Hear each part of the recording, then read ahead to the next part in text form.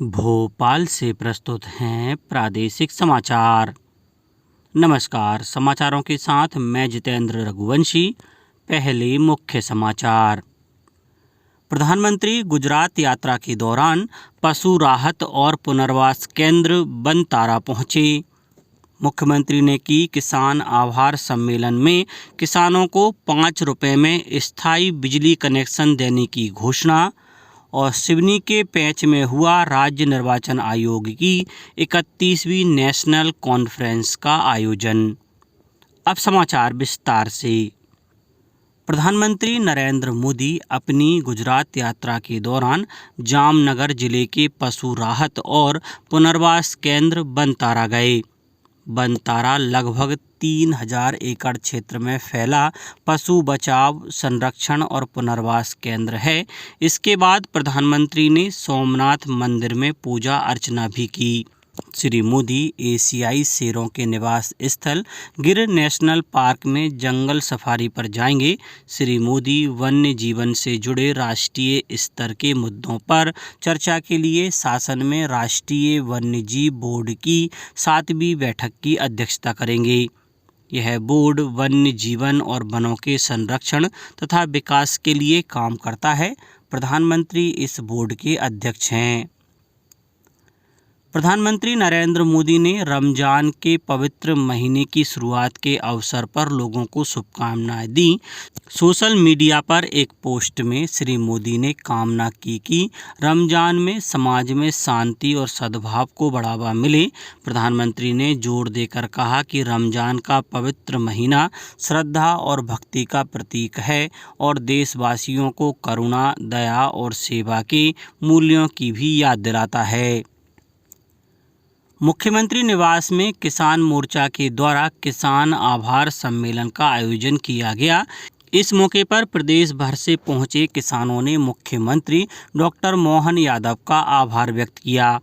सम्मेलन में भाजपा किसान मोर्चा के प्रदेश अध्यक्ष और नर्मदापुरम से सांसद दर्शन सिंह चौधरी, भाजपा प्रदेश अध्यक्ष BD शर्मा सहित कई भाजपा और किसान मोर्चा के पदाधिकारी शामिल हुए। मुख्यमंत्री ने कहा कि किसानों को 5 रुपये में बिजली का स्थायी कनेक्शन दिया जाएगा।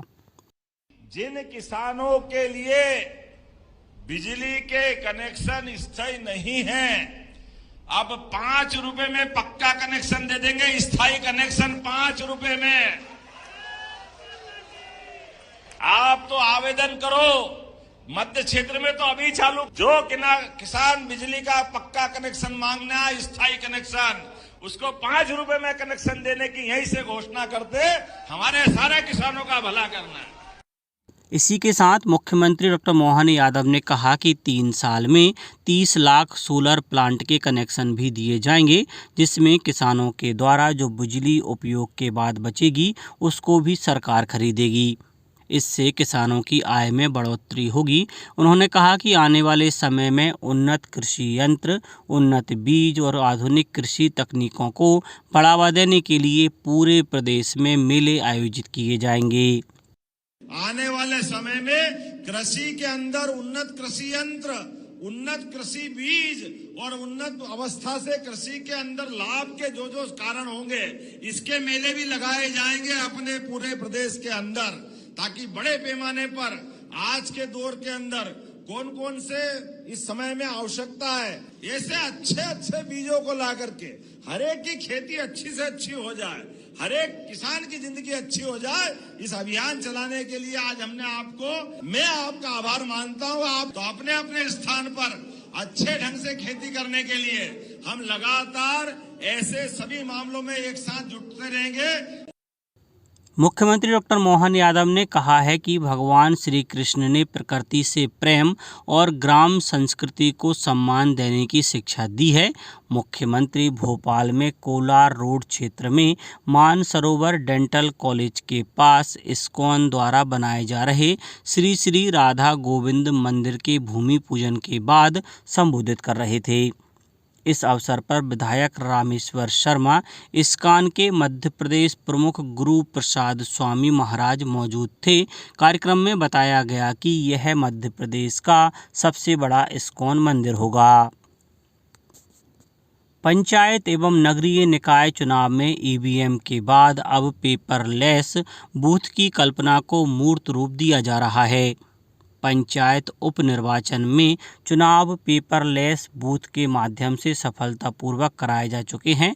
मध्य प्रदेश के राज्य निर्वाचन आयुक्त मनोज श्रीवास्तव ने यह बात राज्य निर्वाचन आयोग की 31वीं नेशनल कॉन्फ्रेंस में कही। कॉन्फ्रेंस सिवनी जिले के पेंच में आयोजित की गई। राज्य निर्वाचन आयुक्त ने कहा कि त्रिस्तरीय पंचायत एवं नगरीय निकाय निर्वाचन लोकतंत्र की नींव है। उन्होंने कहा कि चुनावी खर्च कम करने के उद्देश्य से राज्यों के बीच ईवीएम शेयरिंग होना चाहिए। उन्होंने कहा कि कॉन्फ्रेंस में राज्य निर्वाचन आयुक्त उनके राज्य में किए गए नवाचारों को साझा करेंगे। इससे अन्य राज्यों में भी उसे लागू किया जा सकेगा। भारत निर्वाचन आयोग ने स्पष्ट किया है कि एक ही नंबर के 2 मतदाता फोटो पहचान पत्र ईपीआईसी का अर्थ यह नहीं है कि पहचान पत्र फर्जी हैं या मतदाता बोगस है। आयोग ने एक बयान में यह बात कही। इससे पहले मीडिया की खबरों में 2 अलग-अलग राज्यों में मतदाताओं के एक ही नंबर के मतदाता फोटो पहचान पत्र का मुद्दा उठाया गया था। आयोग ने स्पष्ट किया है कि कुछ मतदाताओं के ईपीआईसी नंबर एक हो सकते हैं, लेकिन जनसांख्यिकी, विधानसभा निर्वाचन क्षेत्र और मतदान केंद्र जैसा अन्य ब्यौरा अलग होता है। निर्वाचन आयोग ने कहा कि मतदाता जिस राज्य या केंद्र शासित प्रदेश की मतदाता सूची में नामांकित हैं, वहां वे अपने निर्वाचन क्षेत्र में निर्धारित मतदान केंद्र पर ही वोट डाल सकते हैं। इसके अलावा मतदाता कहीं और वोट नहीं डाल सकते। निर्वाचन आयोग ने ये भी स्पष्ट किया है कि पंजीकृत मतदाताओं को विशिष्ट ईपीआईसी नंबर आवंटित करने का निर्णय लिया गया है। शहडोल जिले के ब्यौहारी में जंगली हाथियों से बचने और उन्हें बचाने के लिए कई तरह के प्रयास किए जा रहे हैं। वन विभाग अलग अलग माध्यमों से लोगों को जागरूक कर रहा है। इसमें परंपरागत तरीकों के अलावा आकाशवाणी के स्थानीय केंद्रों से सूचना दी जा रही है।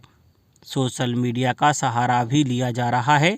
इसके लिए वन विभाग ने कई सोशल मीडिया ग्रुप बनाए हैं। इनमें विद्युत विभाग और रेलवे के अधिकारियों को भी जोड़ा गया है। रिहायशी या रेलवे लाइन की ओर हाथियों के आने पर इसकी जानकारी शेयर की जाती है। इससे विद्युत विभाग संबंधित फीडर से बिजली सप्लाई बंद कर देता है। वहीं रेलवे प्रबंधन भी समुचित व्यवस्था बनाने में जुट जाता है। बांधवगढ़ और संजय गांधी टाइगर रिजर्व के बीच कॉरिडोर होने के कारण ब्यौहारी क्षेत्र में हाथियों का मूवमेंट लगातार बना रहता है। उत्तराखंड के चमोली के माड़ा गांव में 28 फरवरी को आए हिमस्खलन के बाद फंसे श्रमिकों को बचाने का काम पूरा हो गया है। आखिरी लापता श्रमिक का शव बरामद कर लिया गया है। कुल 54 श्रमिकों में से 8 श्रमिकों को मृत घोषित किया गया है, जबकि 46 श्रमिकों को जीवित बचा लिया गया है। राष्ट्रीय मानवाधिकार आयोग विदेश मंत्रालय के सहयोग से मानवाधिकारों पर क्षमता निर्माण कार्यक्रम का आयोजन करेगा। ग्लोबल साउथ के राष्ट्रीय मानवाधिकार संस्थानों के वरिष्ठ अधिकारियों के लिए आयोजित यह 6 दिवसीय कार्यक्रम नई दिल्ली में शुरू होगा। कार्यक्रम का उद्देश्य मानव अधिकारों के विभिन्न आयामों और अंतर्राष्ट्रीय परिप्रेक्ष्यों के बारे में जानकारी प्रदान करना तथा विभिन्न राष्ट्रीय मानवाधिकारों संस्थानों के प्रतिभागियों के बीच अनुभव को साझा करना है। राष्ट्रीय मानवाधिकार आयोग के अध्यक्ष न्यायमूर्ति राम सुब्रमण्यम कार्यक्रम का उद्घाटन करेंगे। ग्लोबल साउथ के 14 देशों के राष्ट्रीय मानवाधिकार संस्थानों के 40 से ज़्यादा प्रतिभागी कार्यक्रम में शामिल होंगे। अब कुछ समाचार संक्षेप में। मुख्यमंत्री डॉक्टर मोहन यादव ने भोपाल के साकेत नगर भोपाल में सिनर्जी सुपर स्पेशलिटी हॉस्पिटल का शुभारंभ किया। इस अवसर पर राज्य मंत्री श्रीमती कृष्णा गौर, अस्पताल के संस्थापक डॉक्टर निवेश सेहरा उपस्थित थे। भोपाल के मध्य प्रदेश जनजातीय संग्रहालय में संभावना कार्यक्रम का आयोजन किया जा रहा है, जिसमें गुदुम बाजा, नृत्य, कठपुतली प्रदर्शन और भक्ति गायन की प्रस्तुति दी गई। बैतूल के मुल्ताई में तिलक और शास्त्री वार्ड में दूषित पानी से लोगों को उल्टी दस्त होने की घटना सामने आने पर कलेक्टर नरेंद्र कुमार सूर्यवंशी ने प्रभावित वार्डों का औचक निरीक्षण किया। मध्य प्रदेश उच्च न्यायालय के ग्वालियर खंडपीठ के न्यायमूर्ति अनिल वर्मा ने उज्जैन में विक्रमादित्य का न्याय विषय पर आयोजित वैचारिक समागम में कहा कि स्कूलों में कानून की शिक्षा को जोड़ा जाना आवश्यक है। सीहोर जिले के युवाओं के लिए 11 मार्च को डॉक्टर अंबेडकर शासकीय महिला संस्थान में रोजगार, स्वरोजगार एवं अप्रेंटिसशिप मेले का आयोजन किया जा रहा है। बैतूल में कलेक्टर ने राजस्व प्रकरणों की विस्तार से समीक्षा की। उन्होंने कार्यों के प्रति उदासीनता बरतने पर 12 पटवारियों को कारण बताओ नोटिस जारी करने के निर्देश दिए और नर्मदापुरम के सेठानी घाट पर अंतर्राष्ट्रीय योग दिवस 2025 के लिए जन जागरूकता के तहत आयुष विभाग और शासकीय आयुर्वेदिक चिकित्सालय द्वारा योगाभ्यास कार्यक्रम आयोजित किया गया। अंत में मुख्य समाचार एक बार फिर। प्रधानमंत्री गुजरात यात्रा के दौरान पशु राहत और पुनर्वास केंद्र बनतारा पहुंचे। मुख्यमंत्री ने की किसान आभार सम्मेलन में किसानों को 5 रुपये में स्थायी बिजली कनेक्शन देने की घोषणा। और सिवनी के पैंच में हुआ राज्य निर्वाचन आयोग की 31वीं नेशनल कॉन्फ्रेंस का आयोजन। आज के इस बुलेटिन में बस इतना ही। नमस्कार।